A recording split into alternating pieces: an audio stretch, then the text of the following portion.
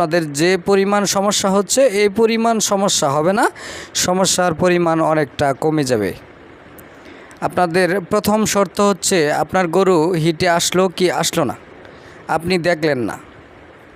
দেখুন, আমি যতদূর জানতে পারতেছি, দেখতেছি, আমার প্র্যাকটিক্যাল অভিজ্ঞতা থেকে বলছি, আপনারা যে গরুগুলিতে এআই করতেছেন, বিশেষ করে শতকরা 60% গরু হিট আসা ছাড়াই এআই করা হচ্ছে।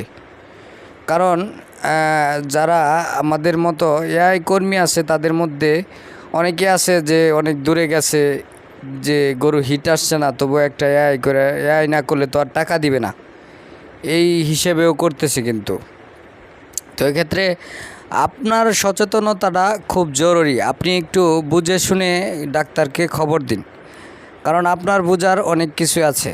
আপনি এই যে গরুর দেখতেছেন প্রস্রাবের রাস্তাটা অর্থাৎ জনিপথ, এই জায়গাটা একটু ফুলেও নাই, একটু মলও নাই, শুধু গরু খায় না দেখে আপনি গরুর জ্বরের কারণে খায় না বা অন্য যে কোনো কারণে আপনি আমাকে ফোন দিয়ে আনছেন 12 কিলো, এটা এখন কিন্তু গরুটা হিটে আসে নাই।